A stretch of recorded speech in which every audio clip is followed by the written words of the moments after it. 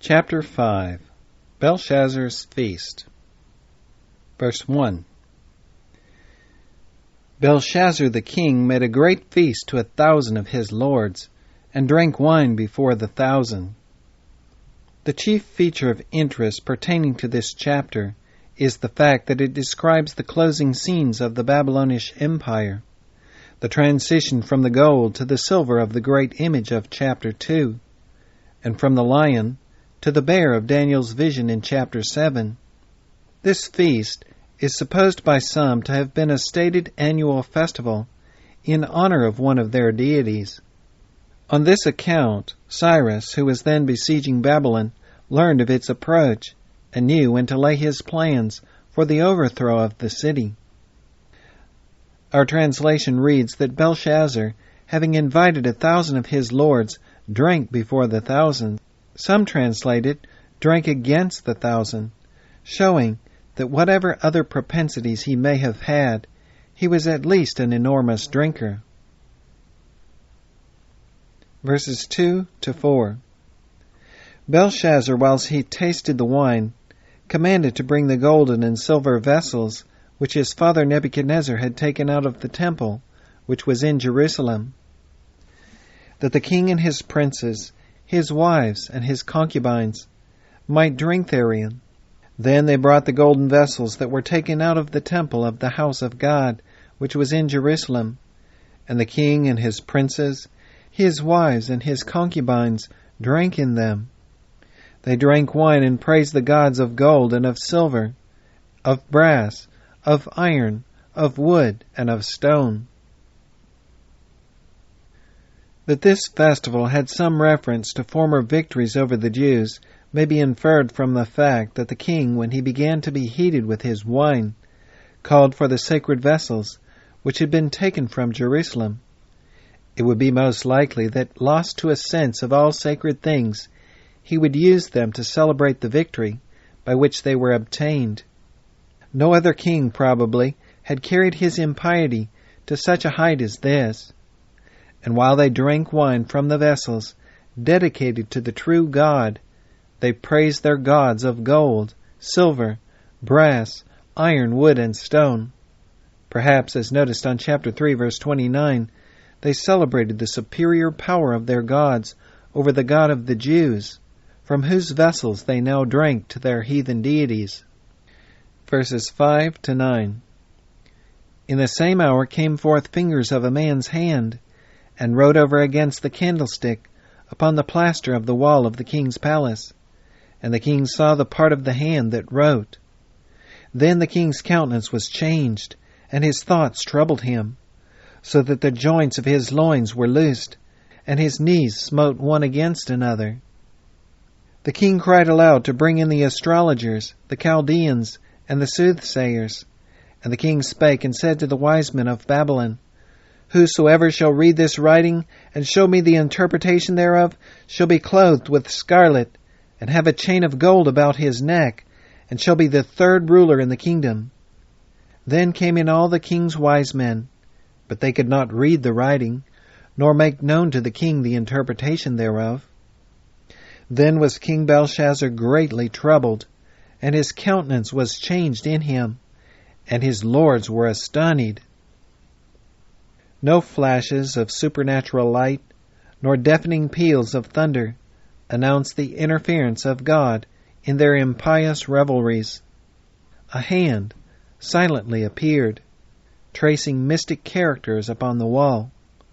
It wrote over against the candlestick. In the light of their own lamp they saw it. Terror seized upon the king, for his conscience accused him. Although he could not read the writing, he knew it was no message of peace and blessing that was traced in glittering characters upon his palace wall. And the description the prophet gives of the effect of the king's fear cannot be excelled in any particular. The king's countenance was changed, his heart failed him, pain seized upon him, and so violent was his trembling that his knees smote one against another. He forgot his boasting and revelry. He forgot his dignity, and he cried aloud for his astrologers and soothsayers to solve the meaning of the terrible apparition. Verses 10 to 16. Now the queen, by reason of the words of the king and his lords, came into the banquet hall. And the queen spake and said, O king, live forever. Let not thy thoughts trouble thee, nor let thy countenance be changed. There is a man in thy kingdom, in whom is the spirit of the holy gods, and in the days of thy father light and understanding and wisdom, like the wisdom of the gods, was found in him, whom the king Nebuchadnezzar thy father the king, I say, thy father, made master of the magicians, astrologers, Chaldeans, and soothsayers. For as much as an excellent spirit, and knowledge, and understanding, interpreting of dreams, and showing of hard sentences, and dissolving of doubts, were found in the same Daniel, whom the king named Belshazzar. Now let Daniel be called, and he will show the interpretation. Then was Daniel brought in before the king. And the king spake and said unto Daniel, Art thou that Daniel, which art of the children of the captivity of Judah, whom the king my father brought out of Jewry? I have even heard of thee, that the spirit of the gods is in thee, and that light and understanding and excellent wisdom is found in thee. And now the wise men, the astrologers, have been brought in before me, that they should read this writing, and make known unto me the interpretation thereof. But they could not show the interpretation of the thing. And I have heard of thee, that thou canst make interpretations, and dissolve doubts. Now, if thou canst read the writing, and make known to me the interpretation thereof, thou shalt be clothed with scarlet, and have a chain of gold about thy neck, and shalt be the third ruler in the kingdom. It appears from the circumstance here narrated that the fact that Daniel was a prophet of God had by some means been lost sight of at the court and palace. This was doubtless owing to his having been absent at Shushan, in the province of Elam, as narrated in chapter 8, verses 1, 2, and 27, whither he had been sent to attend the business of the kingdom there. The country being swept by the Persian army would compel his return to Babylon at this time.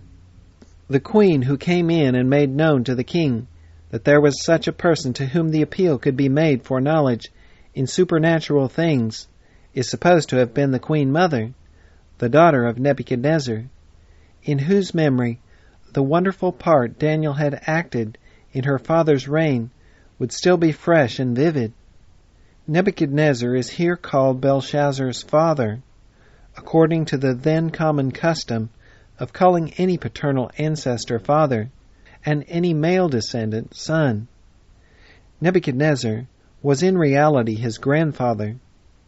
The king inquired of Daniel, when he came in, if he was of the children of the captivity of Judah. Thus it seems to have been ordered that while they were holding impious revelry in honor of their false gods, a servant of the true God, and one whom they were holding in captivity, was called in to pronounce the merited judgment upon their wicked course. Verses 17 to 24. Then Daniel answered and said before the king, Let thy gifts be to thyself, and give thy rewards to another. Yet I will read the writing unto the king, and make known to him the interpretation. O thou king, the Most High God gave Nebuchadnezzar thy father a kingdom, and majesty, and glory, and honor. And for the majesty that he gave him, all peoples, nations, and languages trembled and feared before him. Whom he would, he slew, and whom he would, he kept alive, and whom he would, he set up, and whom he would, he put down. But when his heart was lifted up, and his mind hardened in pride, he was deposed from his kingly throne, and they took his place from him. And he was driven from the sons of men, and his heart was made like the beasts, and his dwelling was with the wild asses. They fed him with grass like oxen, and his body was wet with the dew of heaven, till he knew that the Most High God ruled in the kingdom of men, and that he appointeth over it whomsoever he will. And thou his son, O Belshazzar, hast not humbled thine heart, though thou knewest all this, but hast lifted up thyself against the Lord of heaven.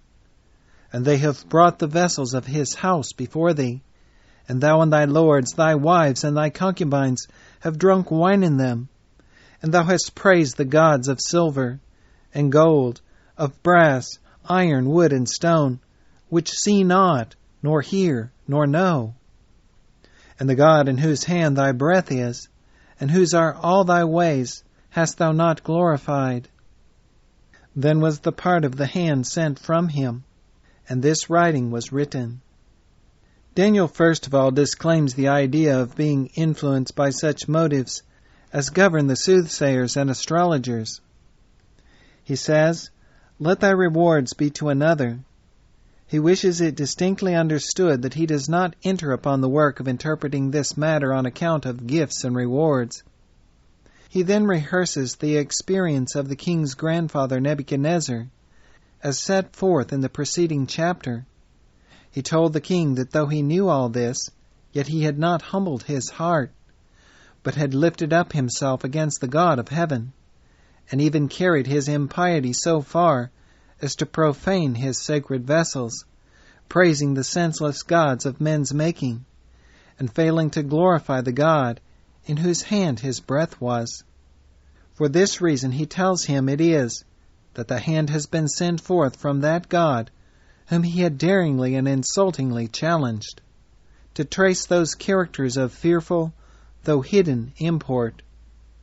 He then proceeds to explain the writing. Verses 25 to 29. And this is the writing that was written, Mene, Mene, Tekel Upharsin. This is the interpretation of the thing. Mene, God hath numbered thy kingdom, and finished it. Tekel, thou art weighed in the balances, and art found wanting.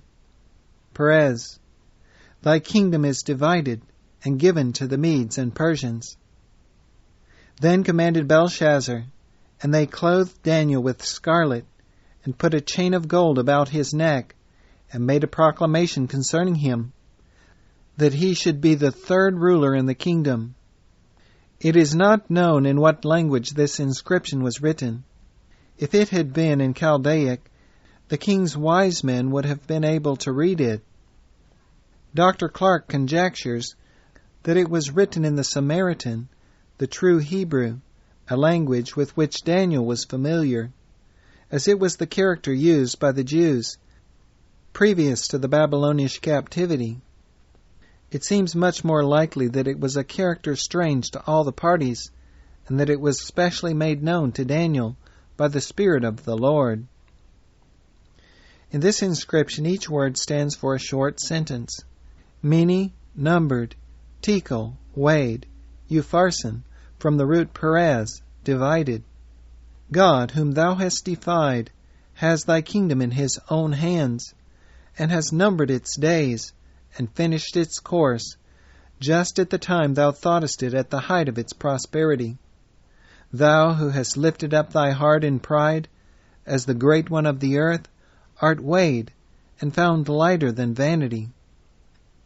Thy kingdom, which thou didst dream was to stand forever, is divided between the foes, already waiting at thy gates.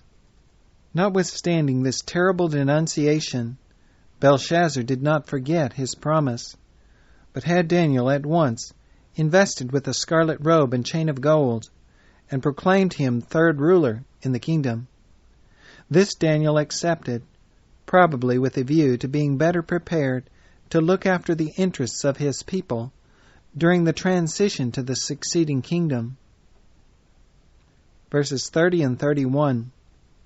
In that night was Belshazzar the king of the Chaldeans slain, and Darius the Median took the kingdom, being about 62 years old. The scene here so briefly mentioned is described in remarks on chapter 2, verse 39.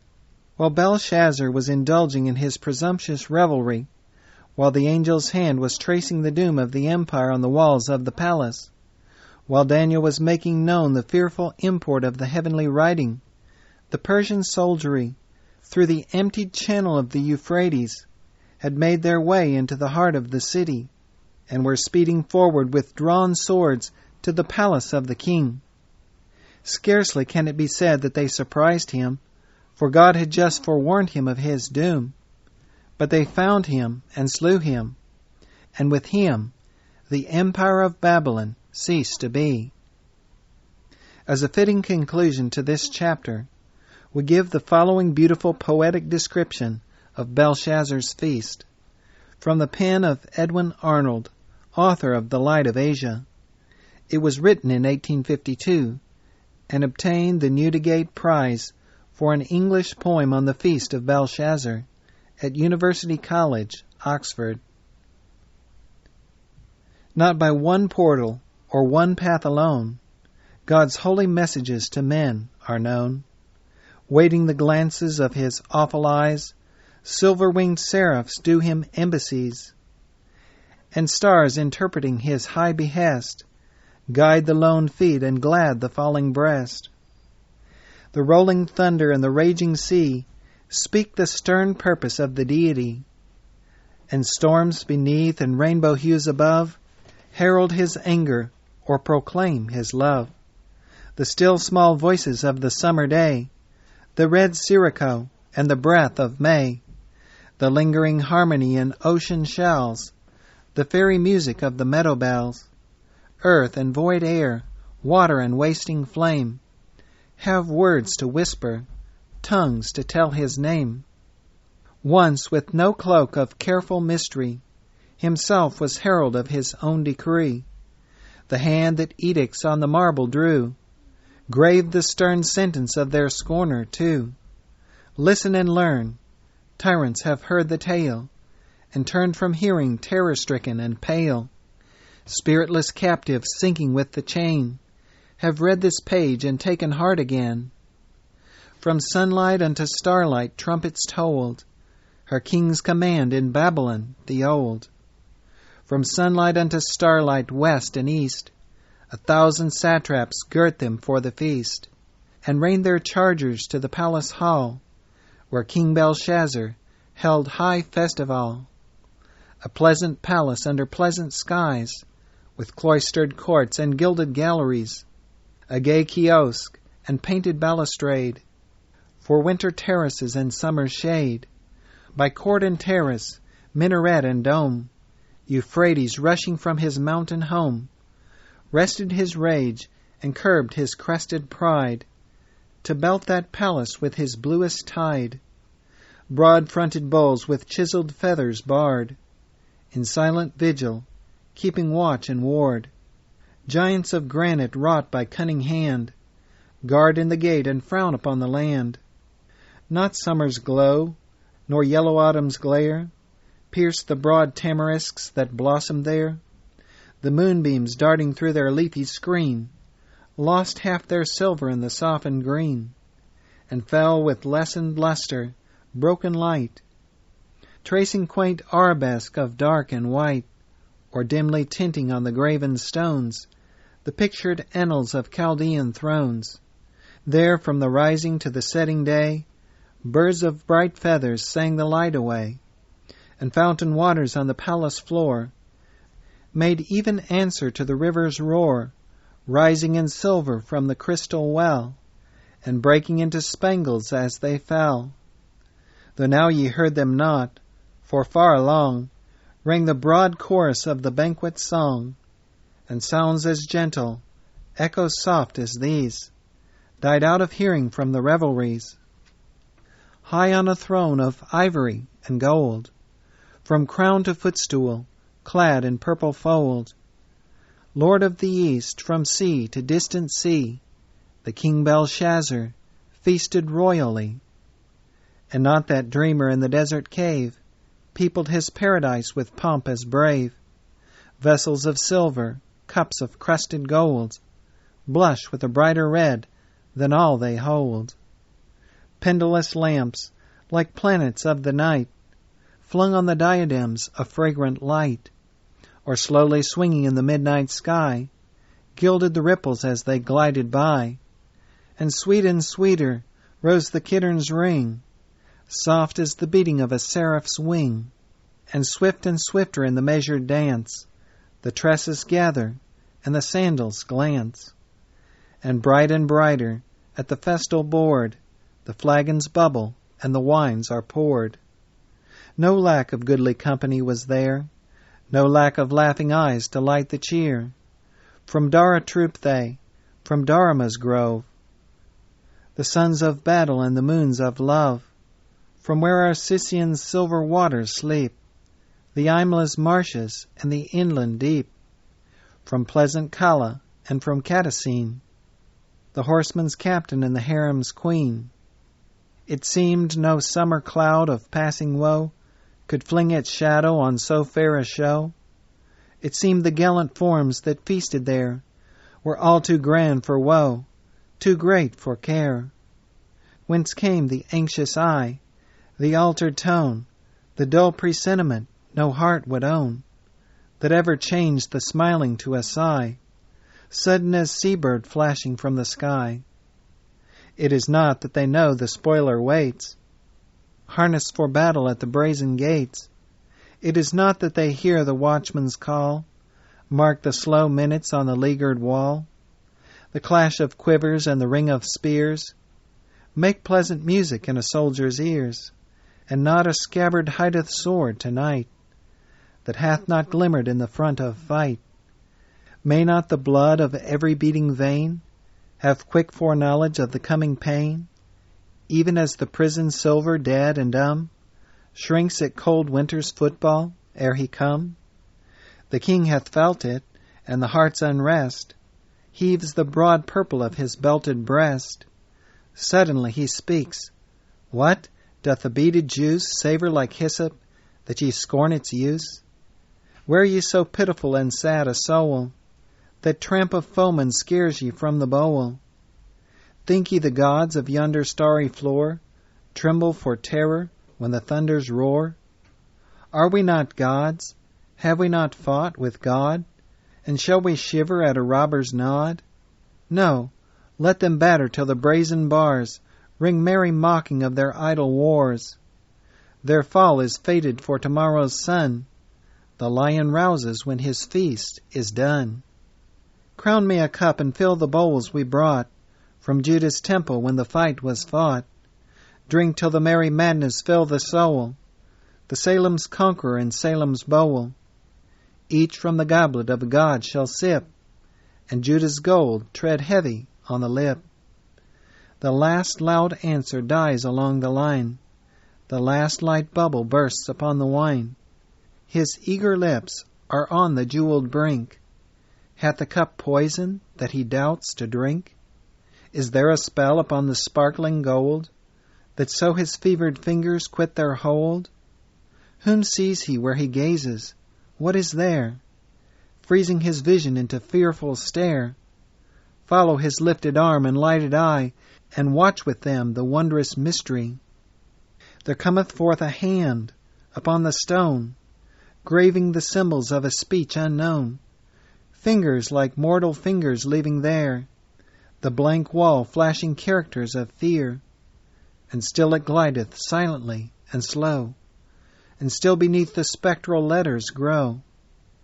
Now the scroll endeth, now the seal is set, the hand is gone, the record tarries yet, as one who waits the warrant of his death, with pale lips parted and with bridled breath. They watch the sign and dare not turn to seek their fear reflected in their fellow's cheek, but stand as statues where the life is none, half the jest uttered, half the laughter done, half the flask empty, half the flagon poured, each where the phantom found him at the board, struck into silence as December's arm curbs the quick ripples into crystal calm. With a wand of ebony and sable stole, Chaldea's wisest scan the spectral scroll. Strong in the lessons of a lying art, each comes to gaze, but gazes to depart, And still for mystic sign and muttered spell the graven letters guard their secret well. Gleam they for warning, glare they to condemn. God speaketh, but he speaketh not for them. Oh, ever when the happy laugh is dumb, all the joy gone, and all the anguish come, when strong adversity and subtle pain wring the sad soul and rack the throbbing brain, when friends once faithful, hearts once all our own, leave us to weep, to bleed and die alone, when fears and cares the lonely thought employ, and clouds of sorrow hide the sun of joy, when weary life, breathing reluctant breath, hath no hope sweeter than the hope of death, then the best counsel and the last relief, to cheer the spirit or to cheat the grief, the only calm, the only comfort heard, comes in the music of a woman's word, like beacon bell on some wild island shore, silverly ringing in the tempest's roar, whose sound, borne shipward through the midnight gloom, tells of the path and turns her from her doom. So in the silence of that awful hour, when baffled magic mourns its parted power, when kings were pale and satraps shook for fear, a woman speaketh, and the wisest hear. She, the high daughter of 1,000 thrones, telling with trembling lip and timid tones of him the captive, in the feast forgot, who readeth visions, him whose wondrous lot sends him to lighten doubt and lessen gloom, and gaze undazzled on the days to come. Daniel the Hebrew, such his name and race, held by a monarch highest in his grace. He may declare, oh, bid them quickly send, so may the mystery have happy end. Calmly and silent as the fair full moon, come smiling upward in the sky of June, fearfully as the troubled clouds of night shrink from before the coming of its light. So through the hall the prophet passed along, so from before him fell the festal throng. By broken wassail cup and wine o'erthrown, pressed he still onward for the monarch's throne. His spirit failed him not, his quiet eye lost not its light for earthly majesty. His lip was steady and his accent clear, the king hath needed me, and I am here. Art thou the prophet? Read me yonder scroll, whose undeciphered horror daunts my soul. There shall be guerdon for the grateful task, fitted for me to give, for thee to ask. A chain to deck thee, and a robe to grace, thine the third throne, and thou the third in place. He heard and turned him where the lighted wall dimmed the red tortures of the festival, gazed on the sign with steady gaze and sat, and he who quailed not at a kingly threat bent the true knee and bowed the silver hair, for that he knew the King of Kings was there. Then nerved his soul the sentence to unfold, while his tongue trembled at the tale it told. And never tongue shall echo tale as strange, till that change cometh which shall never change. Keep for thyself the guerdon and the gold, what God hath graved, God's prophet must unfold. Could not thy father's crime, thy father's fate, teach thee the horror thou hast learned too late?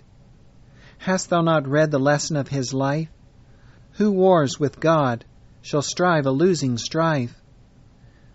His was a kingdom mighty as thine own, the sword his scepter, and the earth his throne. The nations trembled when his awful eye gave to them leave to live, or doom to die. The Lord of life, the keeper of the grave, his frown could wither, and his smile could save. Yet when his heart was hard, his spirit high, God drave him from his kingly majesty, far from the brotherhood of fellow men, to seek for dwelling in the desert den, where the wild asses feed and oxen roam. He sought his pasture, and he made his home, and bitter biting frost and dews of night schooled him in sorrow till he knew the right. that God is ruler of the rulers still, and setteth up the sovereign that he will. O hadst thou treasured in repentant breast his pride and fall, his penitence and rest, and bowed submissive to Jehovah's will, then had thy scepter been a scepter still. But thou hast mocked the majesty of heaven, and shamed the vessels to his service given. And thou hast fashioned idols of thine own, idols of gold, of silver, and of stone. To them hast bowed the knee, and breathed the breath, and they must help thee in the hour of death. Woe for the sight unseen, the sin forget. God was among ye, and ye knew it not. Hear what he saith now, thy race is run, thy years are numbered, and thy days are done. Thy soul hath mounted in the scale of fate, the Lord hath weighed thee, and thou lackest weight. Now in thy palace porch the spoilers stand, to seize thy scepter, to divide thy land. He ended, and his passing foot was heard, but none made answer, not a lip was stirred. Mute the free tongue, and bent the fearless brow, the mystic letters had their meaning now. Soon came their other sound, the clash of steel, the heavy ringing of the iron heel, the curse in dying, and the cry for life, the bloody voices of the battle strife. That night they slew him on his father's throne, the deed unnoticed, and the hand unknown. Crownless and scepterless Belshazzar lay, a robe of purple round a form of clay.